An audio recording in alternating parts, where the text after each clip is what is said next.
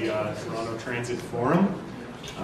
Hopefully it'll be a great event. We're hoping to get all the different transit activists in the city together to sort of talk about what we can do given the ongoing problems with the TTC in terms of service, its cost, problems around accessibility. Obviously there's been a lot of political shakeups recently surrounding the TTC in terms of Gary Webster being fired, Rob Ford trying to do an end run around various democratic processes. So there's a lot to talk about, and I don't want to get into it too much because obviously that's what the speakers are for from the various transit movements. Today, on the docket of speakers, we have Jonah Schein, who is the NDP Urban Transit Critic. Thanks for inviting me here today. I think it's really good to bring activists working on transportation issues together. I think in a lot of ways, a lot of people on the panel are already working collaboratively on these issues. So that's a good thing. I've worked, I was one of the folks who suggested that transit would be something worth organizing around. It was something I thought about for a long time, and I proposed it as something that the Workers' Assembly could work on. I haven't been able to be as active with the Assembly as I'd like, but I'm glad to see people are still working on this. And when I thought about transit as something to work on years ago, it struck me as the kind of thing that connects people across the city, and it speaks to a real problem, the real problems with the kind of political economic system we have here, right? So when I look at cars stuck in traffic and everybody competing for the same road space and no public transit to move people, this speaks to real problems about public planning and a lack of collective decision making, right? We can all fight it out individually in our cars and get stuck in traffic, or we can come together and think of a collective solution that works for more people. So I think we're seeing that this is an issue that speaks to people, that connects people. It's really tangible to talk to people about transit, to talk to riders about transit, to talk to people around the city about traffic. Everybody has a real kind of direct connection to it. On healthcare, which is obviously something we need to stand up for public healthcare, but it's a small fraction of people who actually use public healthcare dollars, right, regularly. So it's harder to connect on something like that. But we can go directly to transit users as they take the bus, as they wait for a bus, and talk to them about their experience. And that, in my experience, has been really powerful as a way to connect. So I was recently elected in the riding of Davenport, which is in the west end of Toronto, to represent that riding provincially for the NDP. And I was really happy in the provincial election that the NDP spoke up about transit as an issue and talked about the role of provincial government in funding transit, and the fact that we have had no funding for operating public transit since that subsidy was cut in the 90s. So it used to be, not very long ago, that the province used to kick in half of the subsidy for operating transit in Toronto. And the Harris government cut that subsidy, and the McGuinty government has never put it back into place. And as a result, we've had huge hikes to transit fares, and we're seeing the kind of struggle around the city budget because the city has not had the same kind of resources to provide funding. So I'm, in the caucus, we've got 17 folks in the NDP Queen's Park out of 107 members of provincial parliament. I've been asked by Andrea to be the urban transit critic, so it means that I get to put some resource towards this, and really happy to bring this issue forward at the provincial level. Just quickly, in terms of what McGuinty's, the role of the provincial government as it connects to the city.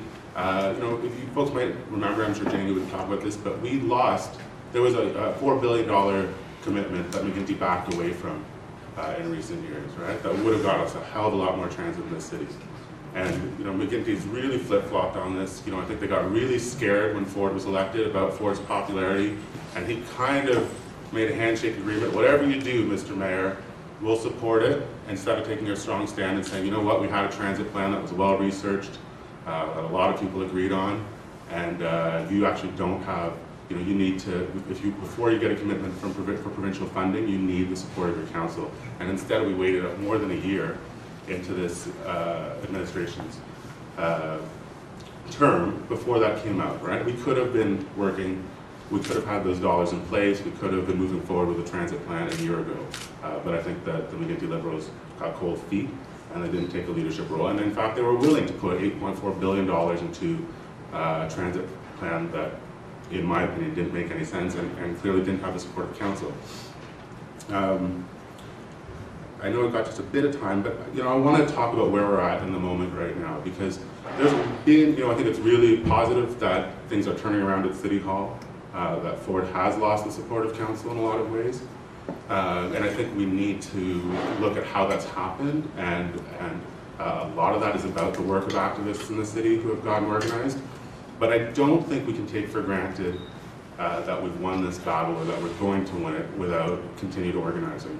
And I think, you know, a lot of folks after the city election, there was a conversation that was really important that happened.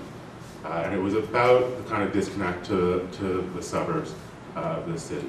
And saying, you know, we lost in the suburbs in the municipal election. And why did that happen? And I'm somewhat concerned that the same activists, you know, who fought for it, you know, that we still haven't made the kind of connections that we need to make in the suburbs.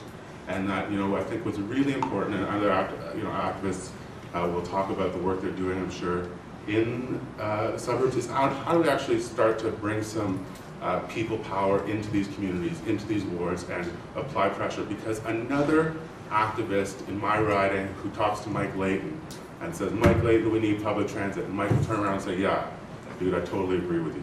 It doesn't move us that much further, right? You know, but we need to make sure that all the councillors hear us, right? And I think something's going to happen this week that speaks to actually that might be an interesting benchmark of actually where we're at. And that is that the HUDAC folks on Tuesday are going to use their afternoon time to actually stand up and ask McGuinty they're going to spend all afternoon. They don't get that much time. They're the opposition, they're the official opposition, but they're going to use all their opposition time on Tuesday to stand up and ask McGuinty to move forward with Ford's plan, to ignore the will of council and to say, build that $8.4 billion subway. Now, it seems absolutely foolish to us, perhaps, but there's a calculation being made there. And you know, hopefully they're wrong, but they might not be wrong. Right? And the calculation is that they can win the same suburban seats that Ford won provincially. That's what HUDAC's doing there, right? He's saying, I can win conservative seats in Scarborough. I can win conservative seats in the suburbs. And, you know, one of the things that Doug Ford said was, but we just got Rob Ford a second term after he was defeated on transit. So they're doing polling there, right? They know what's going on. And we have to take that seriously, and we need to make sure that we are organized in places that we're not traditionally as well organized as we need to be. So I think I'll stop there and pass on the mic. But have I answered the questions at all? Challenges? You know, challenges is organizing across the city, for sure. And you know, the contributions, people are making huge contributions.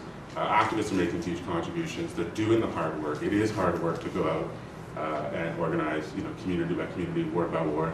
I'm trying to do my part to raise this as a provincial issue, because it hasn't been a provincial issue, right? Nobody's been talking about funding transit.